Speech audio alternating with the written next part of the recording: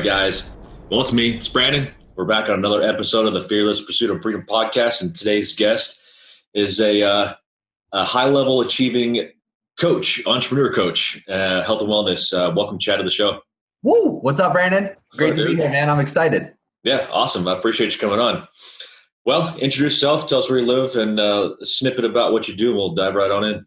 You want me to give them my exact address, zip code, area code, everything? Oh, yeah. In case they want to come knocking. Yeah. No, my name is Chad Molyneux. I'm from Ridgefield, Connecticut. I'm planning on actually moving to Austin, Texas in the next 6 months, which is pretty exciting. And what I do is I'm coaching the high-level entrepreneur, somebody who's working 60-plus hours a week on how to use their health and fitness to create more impact and income in the world. And you want me to go in and just talk about how I got into that?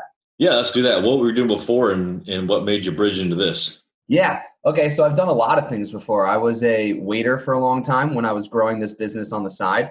I was also an in-person trainer. But basically how I got into health and fitness, I actually got into it at a very young age. But I was never born healthy and fit. My parents are actually, unfortunately, not very healthy. But when I was younger, I had a passion for lacrosse. I loved lacrosse. It was like the one thing that me and my dad could connect on when I was younger. And it was really the one thing I was actually super good at because I sucked at school. I was asked to repeat the 8th grade. I was really, really bad at school. But this was the one thing that I found passion in and also connection with my father.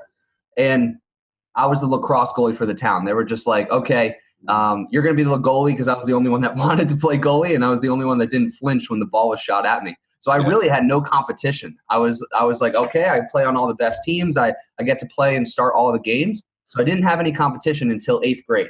Someone else decided they wanted to play goalie. And I actually got beaten out. I can remember sitting on the computer, refreshing the page, okay, am I going to make the A team? Am I going to make the B team? And I made the B team. And this really upset me because, like I said, this was the one thing I was really good at as a kid.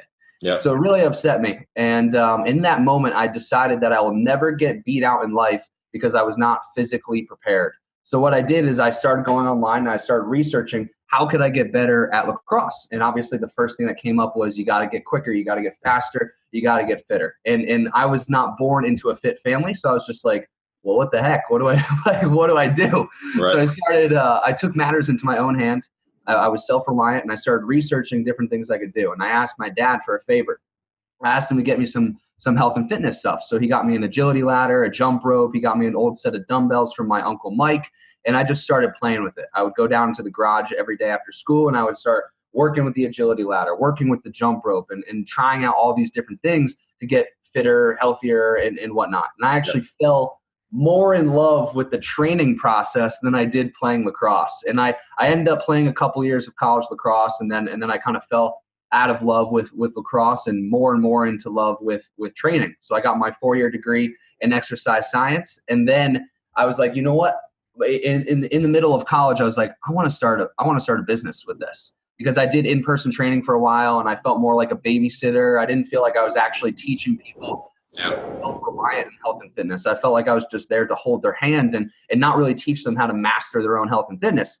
So I started seeing some of the online stuff that people were doing and I was like, you know what? I could do that. I could do that pretty easily. I thought in my head, dude, I was like, oh, I'm going to go full-time in a couple of months.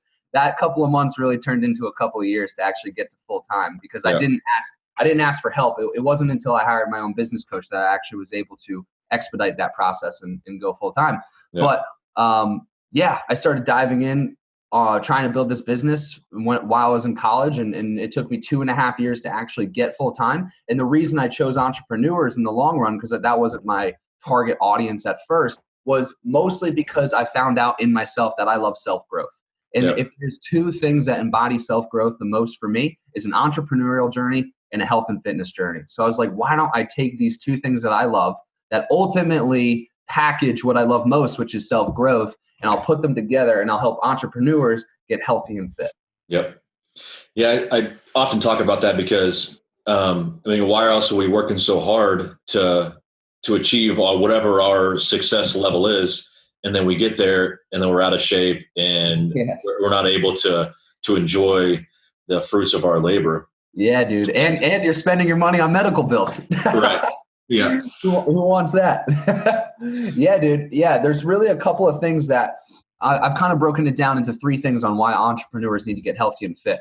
1, energy levels. 2, confidence. 3, longevity. So with energy levels, if you want to influence people, if you want to be looked at as an authority, you need to come across passionate. You need to come across energetic. You need to, not only that, but also for your own productivity, you need to be freaking on top of it with the energy if you actually want to get massive amounts of work done in a shorter amount of time, right? Because it's not about how long you work, it's about how effective you are with your time.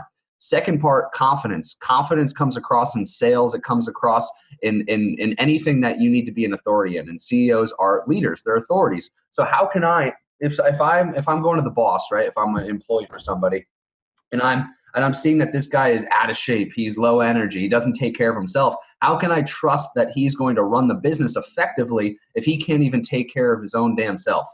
Right. That is huge. And that also comes across within yourself in a sales situation, right? If you're not confident, people could read that. People could read that in a sales situation. People could see that you don't trust yourself because you can't even take care of your own body. But on the reverse of that, if you're a freaking beast and you have the body of a true leader, like you're embodying true leadership and you take care of yourself, that creates immediate authority, that creates immediate trust, which then comes across as you can impact and influence more people. And then lastly, like you touched upon, it's the longevity thing. If you actually want to create generational wealth, which most CEOs do, they want to create wealth for their kids, then you need to be performing at high levels for a very long period of time. And Grant Cardone, who's in your world of real estate, that guy's like 65. He has the energy of a 20-year-old and he looks like a fucking beast. So longevity is a massive part of it. Man, is he that old? I think he is, yeah. I don't think I've ever looked it up. I just assumed he looked like he's in his late 40s or early 50s. Now you have me curious, and I have to look it up. I believe he does have a ton of energy, though, for his age, either way. Yeah, that is true. But the book I just read of his, he's 60 years old. Dang, really? Yeah. Dude looks way younger. Yeah, he's a beast, man. He really is. Yeah, what I've noticed, though, is I watch a lot of other podcasts and YouTubers, and a lot of them will start getting into fitness later in their career when either they accept that they procrastinated too long or they didn't make it a priority for whatever reason. They didn't know it was a priority. And you'll see this with Tai Lopez. Who's the other guy's getting crazy right now? I know some personal guys that finally got their business up. Gary Vee. Yep, Gary Vee. He's got into fitness the past 5 or 6 years. Yeah. I'm seeing it become a big rush in these bigger companies. I'm kind of like me and my girlfriend, we're solopreneurs, kind of. It's just me and her doing our deal. But you see a lot of people moving their business up and they get 10, 15, 20 employees and like, well, maybe I can slow down or I can incorporate the fitness into the company and they require daily or bi-weekly workouts as part of their work schedule. Yeah. Corporate fitness is becoming a really big thing. And I was actually thinking about this. I was like, there's not really a lot of online corporate fitness because when I was in college, we would go to these different sites like Pepsi, Duracell, Boehringer, Ingelheimer. I don't know what the name of that one is, but we'd go all these big brands and we would see a lot of on-site fitness areas. But I was kind of thinking, how can I implement that into an online thing? Because now not only we get together as a community online because it's that much easier to facilitate that, but it also is still teaching them that self-reliance piece where they still have to be accountable to themselves to go into the gym and get it done with the help of a coach, obviously, in the community to make sure that they actually are doing that. But it really does teach them that they need to be self-reliant in getting it done. And ultimately, if they could do that, then they develop the skill of being more self-reliant in their business as well. Yeah. Okay, so we just turned the page on 2019. What would you recommend people start doing as either lifelong fitness people? What are things they can incorporate every single day? Like for me, for the past like 8 years, I've had like some minor back issues, and I just procrastinate. I'm like, I'm young, I'll get over it. And then finally, within the past like 2 months, it's all right. Every single morning, there's 20-minute stretches every single morning. Although I go to the gym 5 to 6 days a week, I had never incorporated stretching. That was me realizing finally I was a dumbass for that. But so let's say somebody either has been spotty the past year or two, they'll go for a month, they'll quit, go for 2 months, quit, or they haven't even been in the gym at all, what would you say the first steps would be to getting active again in that? I'm going to be I'm going to be extremely biased here. Get a coach, get help. And I'm going to give you a little story about my life. So like I said, I didn't really dive too deep into this, but with my business, I was like super egocentric, centric. I could be like, oh, I'm going to do this myself. I'm going to do this in a couple of months. I'm going to go full time in this. It's going to be super easy. And it wasn't easy because I had no corrective strategy. I had no accountability. I mean, I worked my ass off, but I didn't know what I was basically a car stuck in the mud, just spinning the tires. Right. So that wasted 2.5 years of my life. 2.5 years of my life were essentially wasted trying to figure out something that if I continued down that path, maybe it would have took me 10 to 12 years. But when I decided that I'm going to get help, I traded dollars for my time back. And it took me 6 months to go full time in that business, where when I was trying to figure out myself, it took me up until that point 2.5 years. Yeah. So getting somebody that is already where you want to be expedites the process extremely. Yeah. Well, there's a lot of things to take into account, and it's taken me many, many years to understand is that, some people are just gifted. There's 3 different body types, right? Yep. And I could be way off here, but from what I've learned over the past few years, so most people understand that their body type is different than others, and that they need to be addressing that with their diet differently and their exercise routine, whether it's high rep, low rep, high weight, low weight, all that stuff. So I think with the coaching, just like you said, when business, you may or may not even know that, but you won't know it until you have an expert tell you, you're this body type, you're this body fat, this is your mass index. You need to go, here's your calorie intake. Your calorie intake needs to be here or here. And like one thing I noticed that was really screwing me up is my diet's always been good. I don't do the cookies. I don't do the cake. Anybody who knows me, they offer me cake, I'm going to tell them to kick rocks. But I didn't realize my fat intake. Like, I think people know that peanuts have fat, but they don't know how much fat. And it isn't until you start cutting fat that you know how much you're actually eating. Like because at one point I was trying to get under 30 grams of fat, and it's actually very difficult. Everything has freaking fat. So 30 grams, that's pretty low. Yeah. And I did a show back in 2015. I guess I didn't preface that back in before the show, but hey, I think I did a show in 2015 too, actually. Yeah. I'll never do it again. I was scared shitless, but I got up there, I got third in open class, and I was pretty happy about it. All right.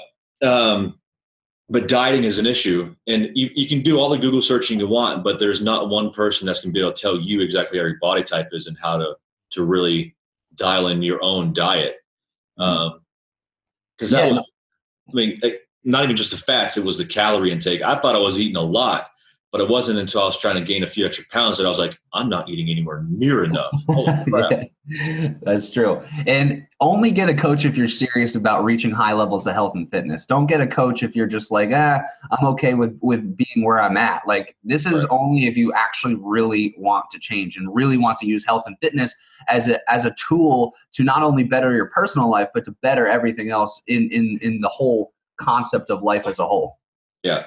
Well, I think getting a coach in any aspect of life, either a personal, business, or fitness coaches, is it helps a lot of people stay accountable. Yeah. If they know they have to wake up and give their coach a text, see what they've done the past day or week, they're going to make sure they don't embarrass themselves, and they're going to make sure they did things.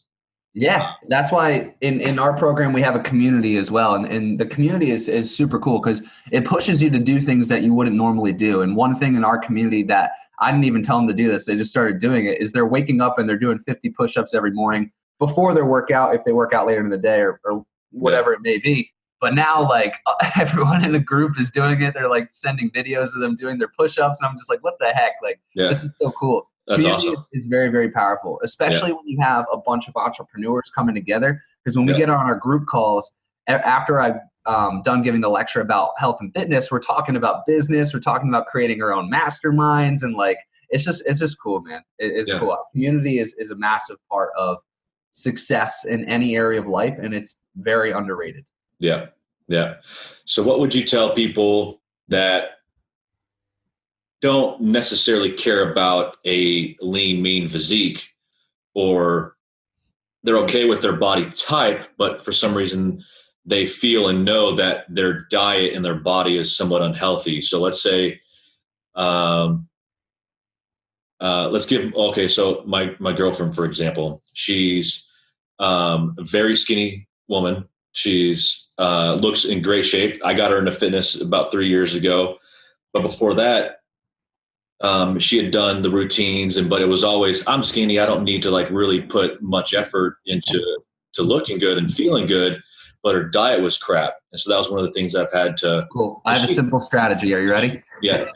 I just came up with in my head. Focus on three things. If you look great, you're happy with your physique. Even if you don't look great and you're happy with your physique, but you want to up level your energy and really optimize your life, I can think of three important things. Numero uno: drink a lot of water. Drink a lot of water. Reason being, I don't know if you actually know this, but when we sleep, we lose about 1 pound of water at night through breathing, through sweating, through any sort of perspiring. We actually lose about 1 pound of water weight every night. So if you wake up in the morning and the first thing you have is coffee is a diuretic. So not only did you lose 1 pound of water at night, but now you're already peeing out water from the night before. So you're going further into dehydration. And the first signs of dehydration are lack of mental clarity and lack of energy, basically just being tired and run down.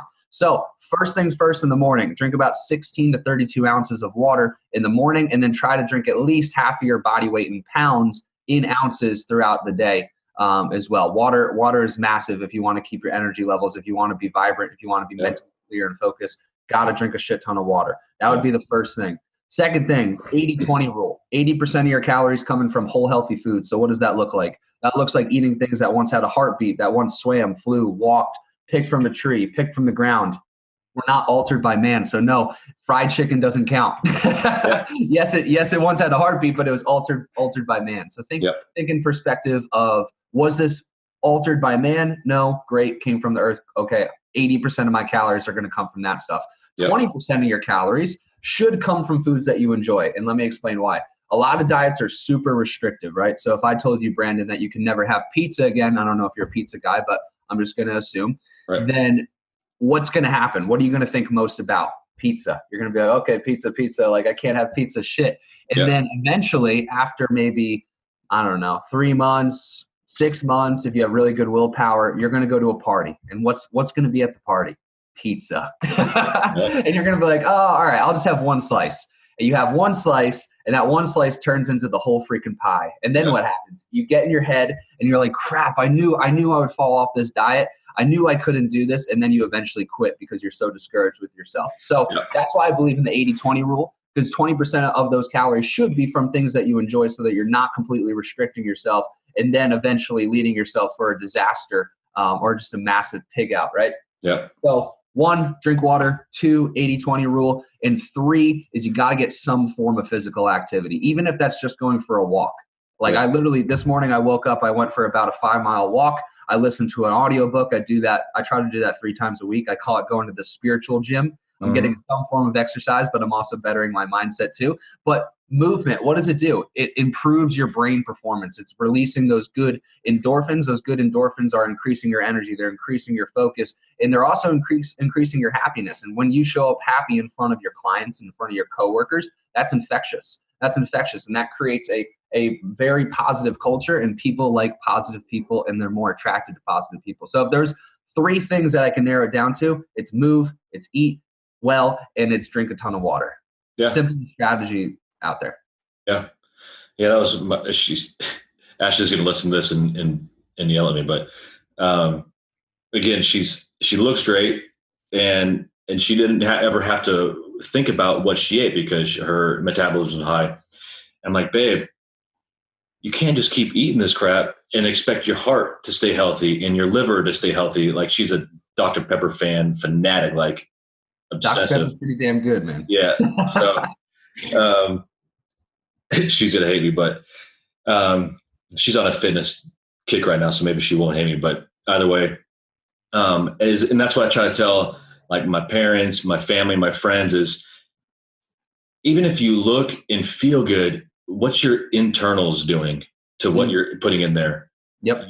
And all those things with the high glucose, the high sugars, the high everything, high salt in particular, it's not good for the heart, and it definitely ain't good for the liver. It doesn't matter if you're not a drinker and not a smoker.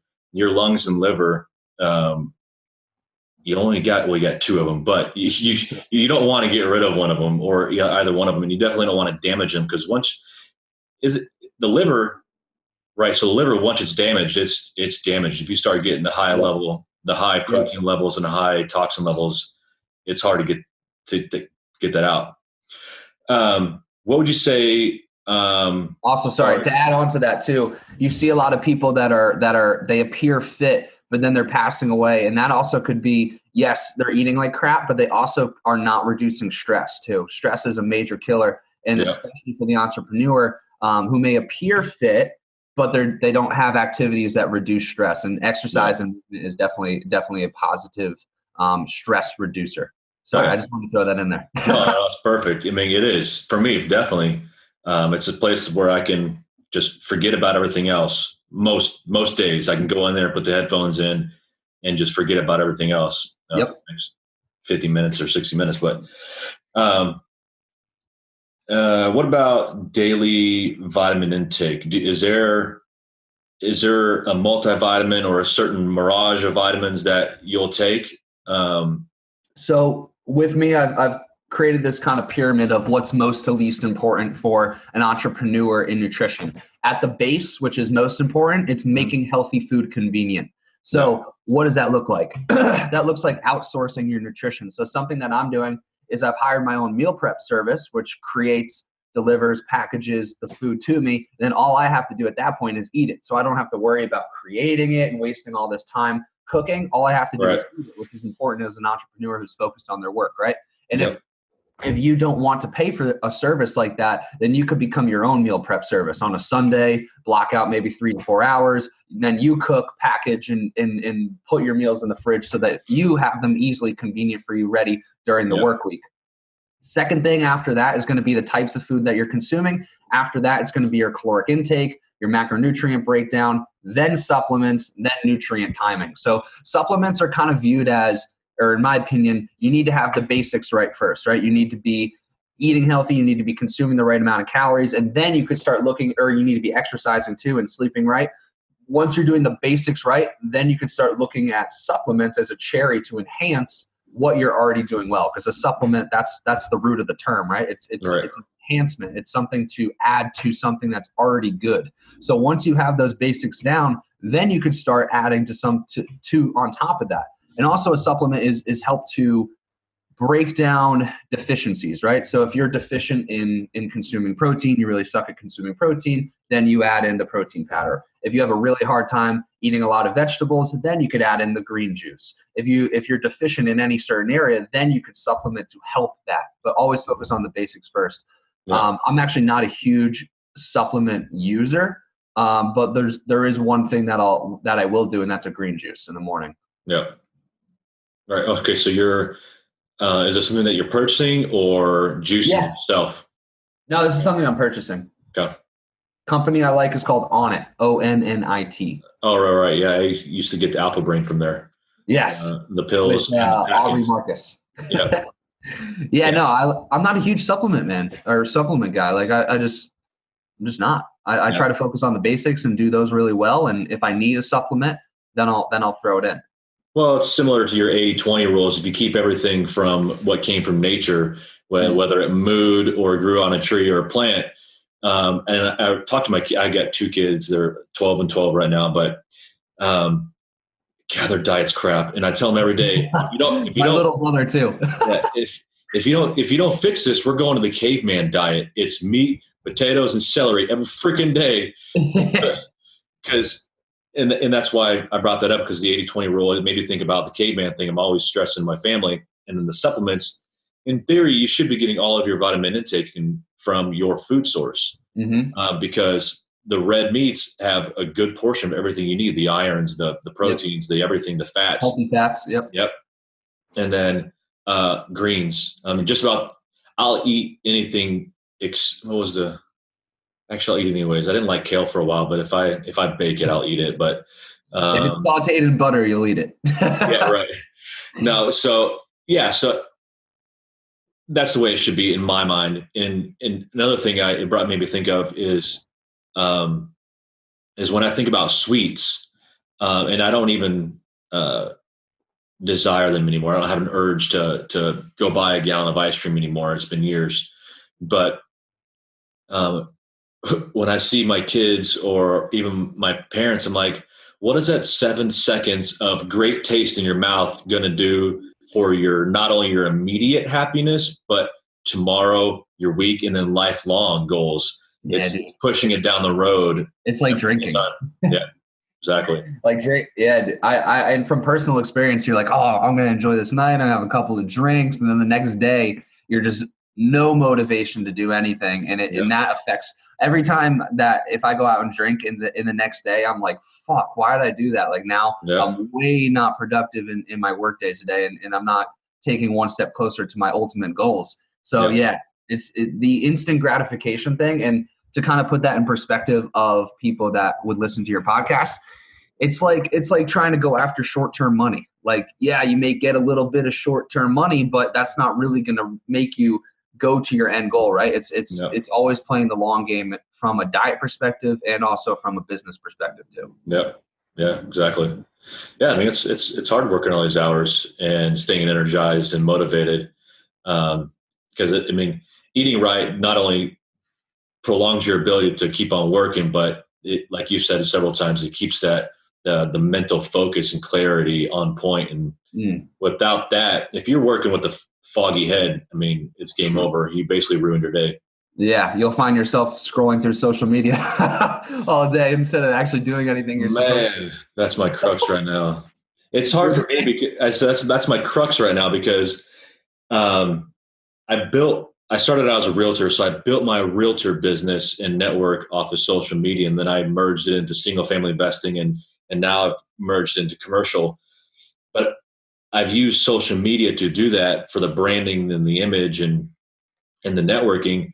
But then I'm always in this mental battle. I was like, should I just cut off Facebook altogether, or is what I'm doing beneficial to the business? And so it's always a battle for me. It's a pain in the ass, but yeah, no, my whole business is based off of social media. So I actually really enjoy it, but there will be times that I notice that I'm looking at things that are more personal rather than more business. Yeah. I mean, you're sitting here like this, you're like, and then before you realize you look up and it's like, holy crap, 15 minutes has passed. Yeah. Or you're waiting for the next notification. You're like, all right, who liked the post? Who liked it? Yeah. It's a problem nowadays. No, it is, dude. It is. But I think there's some apps out there that for your desktop on Facebook, it can clear out everything else but like what you're focusing on. I think my business coach told me about an app that does that, but I'm not sure what the name is. Yeah, I think there's one for the desktop and phone where it will time block or put a time limit on your daily usage. And so if you get caught up doing BS stuff on Facebook, it'll cut you off. And then if you meant to be doing it business wise, you just screwed yourself. So then I think I know what it is now. I don't know the name of it, but it cuts off the news feed so that you can't see any incoming posts. All you can see is the own posts. So you can message. So for example, if you're doing networking, you can message the people who like your post, or if you're creating a post, you could just focus on that without seeing everything else around it. Yeah, that's cool. Cause you did get, I do. I get caught up scrolling down and seeing what everybody's doing that day. Right. Absolutely. It's a blessing and a curse, like everything else. Yeah. So we're fixing doing healthy bodies here in this conversation and healthy minds, getting off social media. So that's right. Fire up. Lives. Yeah. Well, I went over everything I wanted to talk about, I think. Yeah. So I think we pretty much touched on it all, man. Cool. Can I say one more thing? Yeah, please. Okay. So realtors, business owners, entrepreneurs, it's not like this is the big excuse, right? I don't have the time. And I hate that excuse because it's not that you don't have the time. It's that you don't have the right strategy for your busy lifestyle. So the most popular program because the way that we structure our programs is based off of how much time the person could give to exercise. The most popular time frame right now is 15 to 25 minutes, 5 times a week at home. That is 75 minutes a week. An hour and 15 minutes out of your week is all you need. And these people are getting good results. And why that's important is because we have 168 hours in a week. And if you can't find 75 minutes out of that 168 hours, then there's something else wrong in your life. You got to outsource something or change something in your life. But yeah, man, it's not that you don't have the time. It's that you don't have a corrective strategy for your busy lifestyle. And that's the bottom line. So if you really are serious about health and fitness, you'll find the time, and also you'll find the strategy that matches your specific lifestyle as well. Yeah. I think ultimately it comes down to priorities. And for me, that meant, I've screwed up with social media like we just discussed. But 7 years ago, I cut off cable. There's no cable. There's no satellite. All we have in the house is internet. And at which point, it literally takes us a few extra steps to get into Netflix if we want to do something as a family. But I don't keep up with all you'll see, hey, what's the newest and greatest TV show series on Netflix? I'm like, I don't know. I go in there to watch movies with the kids every once in a while. I'm still back in the day of Breaking Bad and Lost. That's like the most relevant show in my head. I don't watch a lot of TV either. Yeah, I didn't do the Breaking Bad thing. Lost, though, that was like a binge thing when it came out. Yeah, dude, I loved Lost. Lost was badass. I think I watched that 3 times. Yeah. The whole thing. Yeah, Lost is cool. So I think a lot of it comes down to priorities. What are you willing to sacrifice to live a longer, healthier lifestyle, not only for your family and your friends, but for yourself? And I try to tell people a lot is, you can be as humble as you want, but you got to be selfish. This is your life, your body, your mind. Yep. At the end of the day, if you're not being selfish about all your goals and ambitions and health, then you're not going to be able to serve the community or your friends and family either. Yeah, absolutely. And people also will say, but I have a family. Cool, you have a family. That's awesome. And you should definitely spend time with your family. But how are you spending that time with your family? Are you showing up your best self, or are you really run down and overweight to the point where you can't even play a game of basketball with your kids? Exactly. Like that's also a thing too. Like they're like, oh, I got to spend time with my family. But great, yeah, show up better for your family by prioritizing your health. And to get back on, I remember I wanted to say one more thing. Sure. So people, when I said that our most popular program time is 15 to 25 minutes, they're probably like, how can I get healthy and fit in 15 to 25 minutes? And the same concept is true with business, right? It's not how many hours you work, it's how effective you are with those hours. Same thing applies with health and fitness. The societal norm is that, get your hour a day. Yeah, cool. Get your hour a day. But if you can't do that, be more intense with the time that you do have. So for example, if you did, Brandon, right now, if I told you to do 5 minutes of burpees straight, try to get as many burpees as you can in 5 minutes, you're going to be pretty freaking gassed compared to doing an hour in the gym of a little bit of social media, maybe a couple bicep curls. So it's more about how intense and focused your time is and how directed it is, rather than how long you're spending exercising. Exactly. Yeah. Was it Jason Statham says, I get more done in 45 minutes in the gym than those guys do in 2 hours in the gym. Yep. Because it's in there, and you got to go in there with direct motives to Here's get a great app for you. You got to raise your heart rate. You can get your heart rate up in 5 minutes just like you could in 30 minutes of chest presses. So yeah, here's a great example. So one style of working out that we utilize is called an EMOM, which stands for every minute on the minute. So for example, if I had a 20-minute timer on every even minute, so 0, 2, 4, 6, you could do 10 bench press or whatever. And every odd minute, you could do 5 to 8 pull-ups. You do that for 20 minutes, and your rest is, so you would do the 10 bench press, right? Let's say that takes you 15 seconds. Now you have 45 seconds rest. Then in the start of the next minute, you're going into the pull-ups. Same thing, takes you 15, 20 seconds. You have 40, 45 seconds of rest, and you just keep repeating that for a total of 20 minutes. You're getting a lot more work done in 20 minutes than, like you said, the person who's spending 2 hours in the gym. Yeah, and 20 minutes of every minute on the minute. It sounds easy, but that'll kick your ass. Oh yeah, it's not. Big time. It's a very short rest, and your heart rate does get elevated, and the blood is flowing. Yeah. I'd venture to guess that most people couldn't go past 3 to 6 minutes without thinking, oh boy, what did I get myself into? Yep, absolutely. And that you have to plan accordingly. You can't do your normal weight that you would do for a set of 10 when you're doing an EMOM for 20 minutes long. Yep. But yeah, dude, EMOMs are great. AMRAPs are great. Just make sure that you're maintaining good form and you're being smart about it. But they're great ways to get a lot of work done in a short amount of time. Yeah. No, it's perfect. I mean, that's a perfect way to utilize your 15 to 25 minutes is figure out one of those little cycles and just knock it out. Because it gets the muscles, the joints, the body fluids. I mean, everything gets moving, and then the mental clarity, and then heart rate. I mean, you got to get the heart rate up daily. Fire up, dude. Let's go. That's everything I had. Cool. If people want to reach out to you, what's the best way for that? Yeah, I'm most popular on Facebook right now, or actually that's the only thing that I'm super focused on. So I can give you my personal profile link and you can put it in the show notes or something. Yeah. But if people want to get in contact with me, I'll also give you my email so you can put that in the show notes too. You could reach out, we could chit chat a little bit, and we could hop on a 10-minute call and really dive into your goals, your challenges, your needs, and see if we're a good fit. Cool. And then I got one question I ask everybody. Yes. I'm ready. I love these. Okay. If you had 6 months to live, what would you do with it? Here you go. Yeah.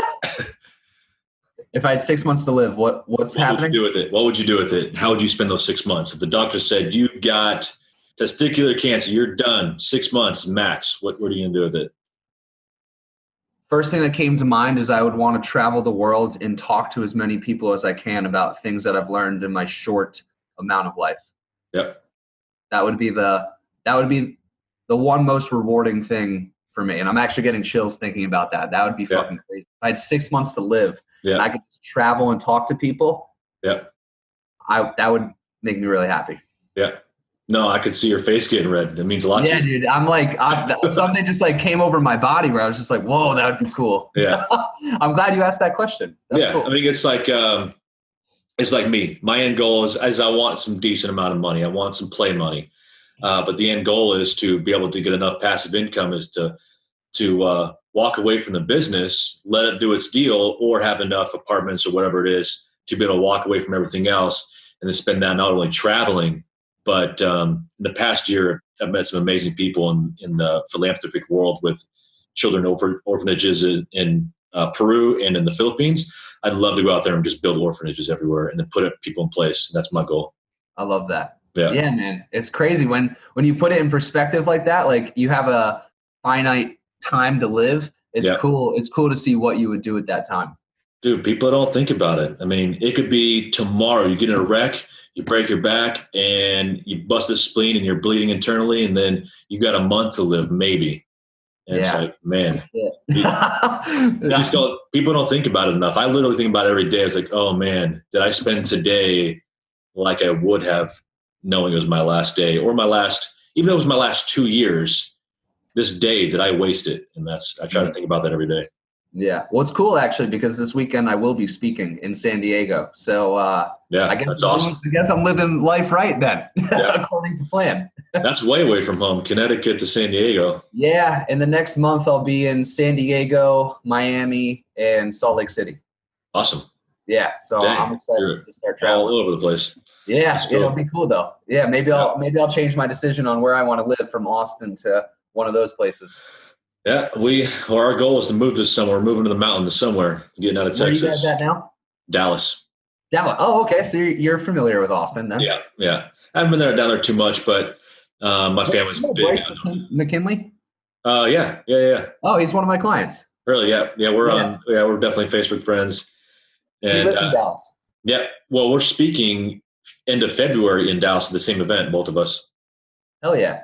There we go. No, he's the man. He's a cool guy. He's actually the one who hooked me up with the speaking gig in San Diego. Nice. Yeah. Perfect. That's a small world, man. Yeah, he's a good connect to have. That's for sure. Yeah, he's a solid dude. Well, cool, man. I appreciate you sharing all your wealth of knowledge in the fitness and in the fitness world, and appreciate your time, man. Dude, thank you for having me. Everybody who's listening, thank you guys. Health, wealth, prosperity. Let's go. Awesome, man. All right. Thanks, man. Thank you.